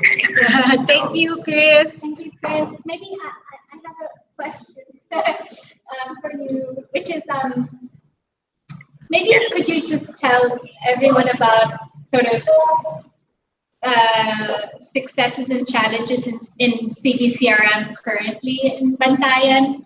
And I specifically actually am interested to know about the blue swimming crab project, if you might have insights into that. Hello, Marisa, can you repeat that? I'm having a problem with the signal. Okay. So exactly, you can repeat the problem. What was Can it? you repeat the question? Into the phone. Yeah. So my question, Chris, is can you just give a little bit of more insight about what's happening currently in CBCRM, like successes or challenges? And I also wondered if you could maybe just talk about the blue swimming crab project and sort of how that came about, if you have any knowledge about that. Okay. Yes? Yes. Okay. When I left Bantayan around March 2018, so that was still the start of the new project. But when we were there, when I was still there, we expanded to another 5 more groups, but barangays in Bantayan Island. Then we also were doing the hard organizing. So it's hard organizing because we went into the park development, park diagnosis at the same time. Then at the same time, focusing on the entrepreneurship, the entrepreneur skills of the organization. So when I left, we have 1, 3, 4, around 8 to 10 organizations are already pushing with their enterprises, and they're earning already. Then at the same time, Barangay Sungko, Tanay Anchor area, they were able to change the capital. So they were the ones who were really organizing the election against the barangay capital. So they were able to change him after 30 years. Wow. His family. So I think that's one big gain of the organizing, because they were always being harassed by this barangay captain. So then for the other barangays like Bokod, the Santa Fe, they were, for Bangkod, some of our leaders were able to take hold of some barangay positions. At the same time, they were able to provide the basic services, like for Santa Fe.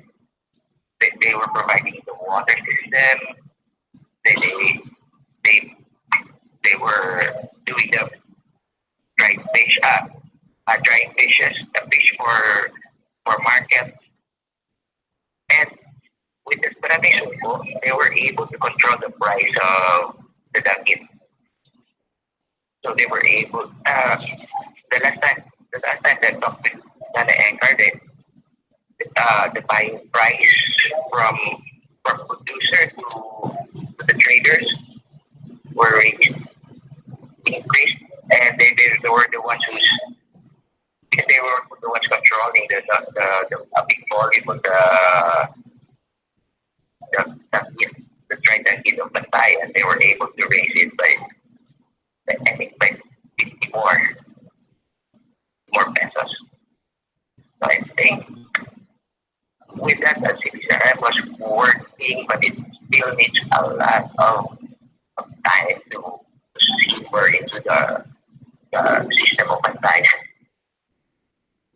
With the new project, it's a follow through, but with a special focus on loosening crabs as one of the main product of Bantayan. So they were, when I left, we were going towards the management plan controlled by the communities and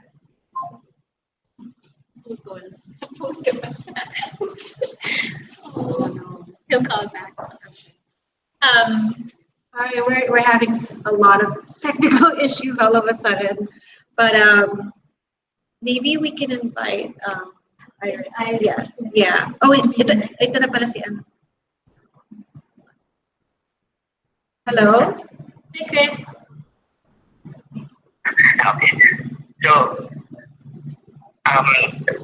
it's Bantige, Sungko, and Kodja who were being organized also as fishing and trading groups for the swimming crab. And that is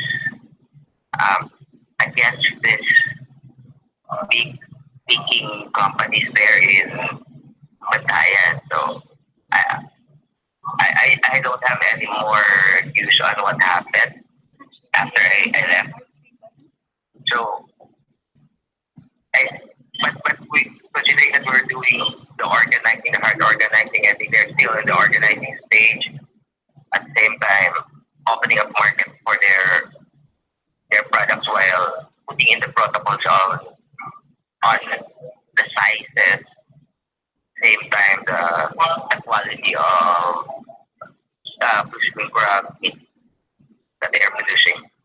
I think it's great. Thank you so much, Chris. I just wanted to Yeah, so it's great. When I heard about the Blue Swimming Crab project going forward, I was really pleased, and I'm happy to hear that it's actually with Barangay Koja, Sungko, and Bantique. So those are all three barangays that we worked with on our project, and we actually followed the Blue Swimming Crab value chain even at that time back in 2015. So it's really nice to hear. Okay, so we wanted to pass the microphone to our newest collaborator. She's a representative from the Agam Agenda project. So I'm going to pass it to Iris.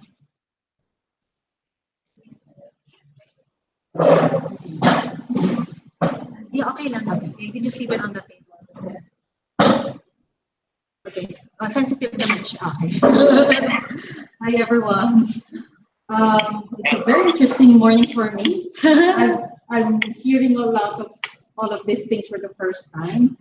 Though I am a bit familiar with the project because Melissa has sent us the whole Google Drive of the environmental curriculum. But first, let me just introduce a bit about what AGAM is. AGAM is a project of ICSC, or the Institute for Climate and Sustainable Cities. Its executive director is, of course, Fred Constantino. In 2014, AGAM is one of the projects of ICSC, and the book was it's a book. It's a compilation of book that was released in 2014, and the idea of the book was how come the climate conversation is not picking up among a lot of people. I mean, it's something that's been talked about in policy circles, in scientific communities, but it has never really penetrated everyday conversations. And so the idea was to write a book and to approach it from the arts and literary perspective. And so the idea was they sent a number of Filipino authors pictures, and then together with the picture is a group of words that has been associated with the climate change conversation, and they told them not to use any of it. Okay, so like words like mitigation, adaptation, resilience, they were all banned from that, from the list. They were all included in the list because they wanted to encourage authors, poets from various regions in the Philippines to write on their own languages and to describe climate change using ordinary words and words that are being used for everyday conversations. And so the result of that was the AGAM book, and that was launched in 2014. And then, of course, the inevitable question is what happens now after the book is released? Okay, because the book right now is currently out of print, the next best thing that they did was to do a podcast. So we also have what we call the AGAM Climate Podcast. And the idea for the podcast really is to make AGAM accessible for the use of students, because they really wanted to get into schools, because it's the youth that's really going to be, the blunt of the climate change impact will be the ones implicated here are the youth. So they really wanted to make AGAM accessible, and so they planned on using the climate podcast as a tool to do that. And so part of that conversation was, how do we also make sure that there are relevant sources or resources that can help supplement the podcast? And so the idea was for AGAM to have, in the AGAM website, the idea was to have a separate page that's really meant for collaborative effort with other groups who are also into climate, into environment. And the idea of that is called the sandbox. So the sandbox is really where we'd like to share with other people resources that has something to do with educating people about climate, and then also teaching climate through literature and art. So that was a long-term, well, that was part of a long-term plan, and I guess that thing is now not very long-term anymore because this collaboration with TIGRA is now happening, and so we're very excited with this. It fell into our lap just like that, and so Padma, who is our lead project, who is our project lead actually, talked to me about it, and we're both very excited because it's really what we have in mind. Because together with the book, the podcast, and then another book that's also coming out, hopefully by next year, and then this one, this is really something that we've been planning all along, that ICSC and AGAM has been planning all along, and that's to become a source of a source of information, materials, resources that other people can use, and most especially, this is something that schools in the Philippines can use, and it's very relevant for us because the case study is really about one of the strongest typhoons that hit the country.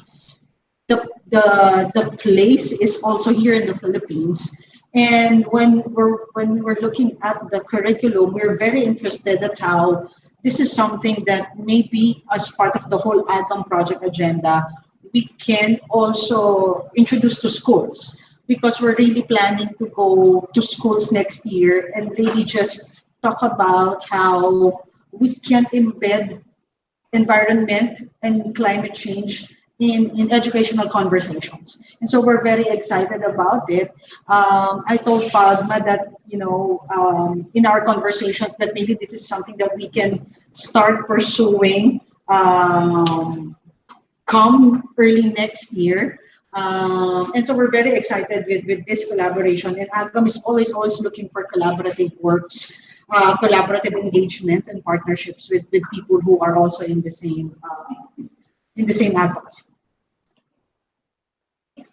Great, thank you. Thank you. Can I just ask, maybe for your interpretation of the word agam for those who are not familiar? That's a good question. I also meant to talk about it a little bit. Agam in Filipino means, well, agam in English is actually uncertainty. But there's a word we call agam-agam. So these are uncertainties. And in the age of climate change, we have uncertainties. But then also agam talks about reflections. Reflections about the future, about where we're going, and how we can build from the learnings of today. And so for us, it's a very appropriate word to talk about, like, uncertainties. But uncertainties is not really just a negative word. Uncertainty can also mean excitement, interest in going into the future. So that's what agam means. Thank you. Yeah. Okay. Yeah. Okay. Right. Before we open it up. Okay. So thank you very much, Iris. And Iris talked about this new collaboration about the curriculum. So one of the things that we talk about in the case study, and which we had actually launched before back in November 2014 on the 1-year anniversary of Typhoon Haiyan, was actually in collaboration with Gaia Collaborative, a sort of popular education curriculum, open source curriculum on environment and climate change issues in the Philippines. And it's really targeted to young people in the Filipino diaspora to learn about these different environmental degradation issues happening in the Philippines, but also to hopefully inspire action. Especially in the wake of Typhoon Haiyan, it really mobilized a lot of action, and we wanted to kind of build on that momentum and sort of provide the right foundation for, as Iris mentioned, integrating these into everyday conversations, and also to, sort of spark the initiative to develop sort of responses to what was happening here. So we hope that in this collaboration with the AGAM project, we can continue to disseminate this curriculum. Melissa and I actually did a few sessions with the Kaya Collaborative Fellows. They would have a cohort that would come here to Manila or to the Philippines, and to do like several weeks of fellowship, both with an organization based in the Philippines, but also with Kaya, to learn about leadership and how they can use their skills and their experiences as Filipinos in the diaspora to support change and social transformation in the Philippines. So we hope that we can continue this effort and hopefully reach more audiences, reach more young people who are interested in working here. I think another thing just to say about the curriculum is that it's unique in that it starts to talk about climate change really from a Philippine perspective, which is to talk about the winds. And it's very, somehow I feel very touched by it, because that's something, one of my personal learnings in spending time in this island community in Bantayan, was really the importance of understanding the effect of the Amihan and Habagat winds on coastal life. It's like all high tide, low tide, even just logistically, it's really important. But in terms of understanding how these winds affect people's livelihoods, there's this period in Bantayan, the Kulyada, which is generally where the wind is changing from the southeast to the north, from the northeast wind to the southwest wind.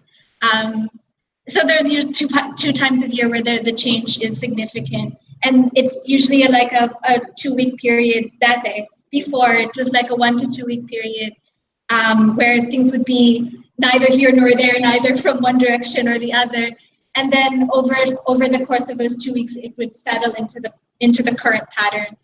And that period is getting longer, and it's really hard for fishers. So that is something quite personal to me, also because I'm sort of an animist or something. I found it like a really interesting connection to the place that we live, is these winds. And so that's where the curriculum starts, is actually explaining those winds to folks from the diaspora like me, who have no idea that the winds are at all important, because we don't have those winds in Canada. So that's something I think specific about the curriculum.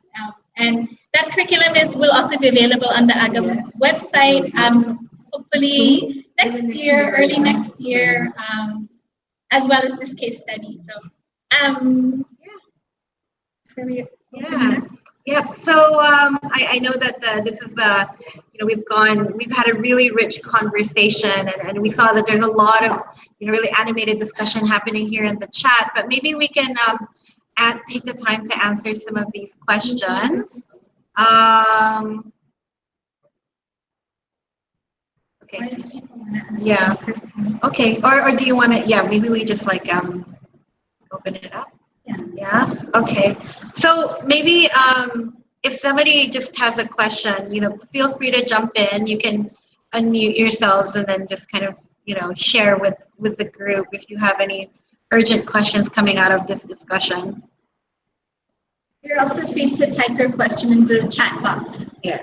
And it can be a question also for Maria or Chris, who are on the call still. I think Francis is off the call. He's gone. Yeah.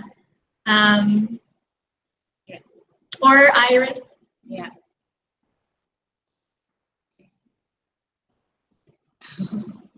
Should probably turn on the speaker, actually. So if anyone wants to speak, they need to unmute themselves, because we've muted everybody.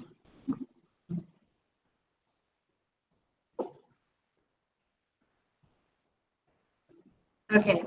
From the chat, how can this be connected to the Balikbayan tourism concept? Maybe you can answer that because we can talk about that. Okay, I can.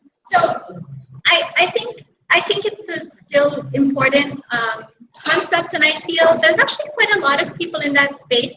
Like I'm in that space in my other in my current life where I have this nature retreat that we started with some partners recently. So I think that maybe there should be an effort to kind of link and connect things that are already in that space, but there's already a lot of people doing or working on community-based ecotourism, which is the focus that TIGRA took back then. For those that came on the resilience tour, the work in Aluginsan was a CBET initiative, so it's community-led tourism. And then apart from the community-led tourism, there's also a lot of sort of ecotourism that is run by social entrepreneurs and working with the community in different ways, like Gaia retreats or like a lot of other projects. So I think, if there was interest in trying to kind of connect all those different projects and having it as like an open source map or something like that, which I think was what TIGRA thought about doing at one point, but we haven't been able to keep going on that front. But I think it's still really important, actually. It's a really good way for people to support coastal development and coastal development in line with sustainability and with CBCRM. So Can I add to that? That was your question. Hello? When will the curriculum be available? So on AGAM, and what ages is it geared towards? So The age is probably something you can answer. So so we made it with the Kaya Collaborative, which is a social enterprise. A social enterprise that brought Filipino Americans that are college age. So it is geared towards college age.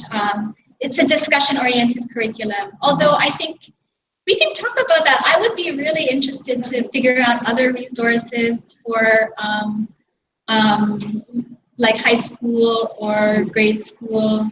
I think it's entirely possible, especially the initial, so the curriculum is widely available. Not widely. It's available. Like people ask us about it and we email it to them. Yeah. It's on my personal website. Yeah. I actually put just the curriculum in the same OneDrive file that I put the case study in.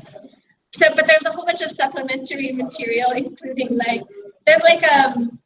there's these character cards for like a little bit of a play. There's like a lot of different supplementary materials. So I feel like it could be used. But it's been around for 5 years, and we've only run it 3 times, and then I run a small so we ran it 3 times, Erin and I here in Manila with the Kaya folks, and then I also did run it on my own in Vancouver at the Babaylan conference. Right.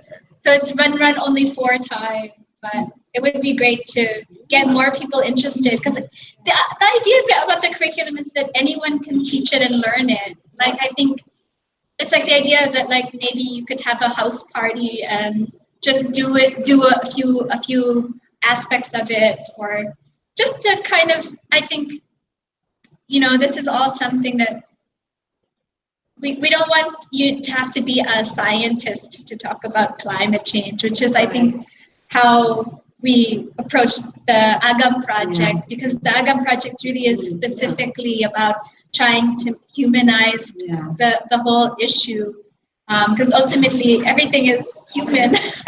about it. Right. So, Yeah, and I think maybe just to add to that, like one of the things we really wanted to do with this curriculum is I remember we wanted it to be kind of open source and people can, and then, people can take one of the modules and kind of remix it for their particular audience. And originally we did also want to kind of do some follow-up modules, but, we ran out of resources for that as well. But again, this project was really meant to be continued and built upon so that we can continue doing it with different kinds of audiences. So maybe not just university age, but also high school and grade school ages as well. Maria wants to respond to the many things. Okay.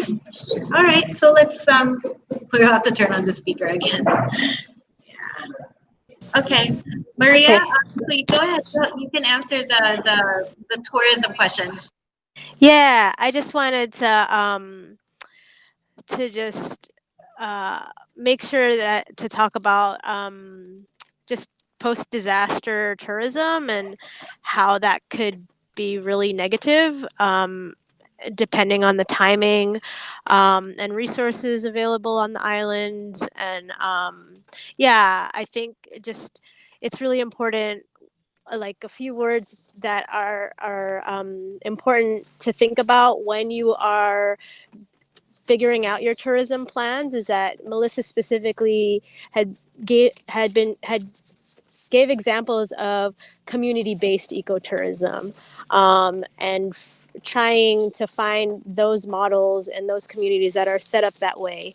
And with post-disaster, I think even with our resiliency tour, just the readiness of the community and what resources were there, healing that had to, still happen for them, at a time where they're still rebuilding their houses, figuring out their food sources, that there's a real carrying capacity that exists already for general tourism in the Philippines that needs to be really thought about when traveling, but especially during post-disaster times.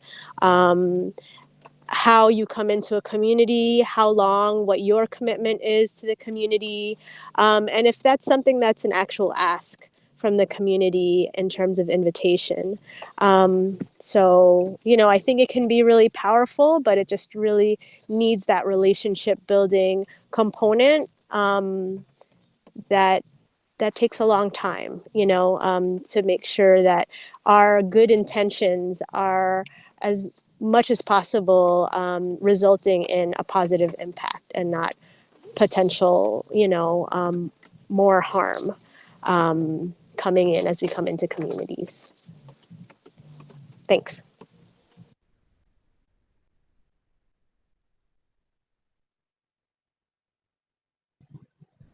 Thanks so much, Maria. I just wanted to share that I completely agree with you, and I think it's really important, that when actually planning any kind of tourism program should really be consultative, and there have to be a lot of sort of assessments that happen to make sure that the potential for developing tourism sustainably and in a way that is participatory is super important as well. And we want to make sure that we don't make it into this sort of overly exploitative practice where we're building lots of resorts on an island that can't really handle it or anything like that. So I think your point is definitely well taken there. So if we don't have any other questions, does anyone else have a last question? We should probably wrap up soon. Yeah. But, it's really nice to talk with people and see people. Yeah. Okay. Who can we reach out to for inquiries regarding the curriculum? That's something we have to talk about, and I'll be asking actually. So the curriculum it should be available as soon as early next year. And there will be like a contact form that will send us an email, but you can reach out to either me personally or Erin or Iris. Yeah. And it's fine. We can. I think early next year is when it will go up on the website, and then from there, from there we can talk about how to tweak it into your particular context or help you to guide it. But I think it's open source in that sense that if you wanted to try it and then give us feedback, that would also be a great way.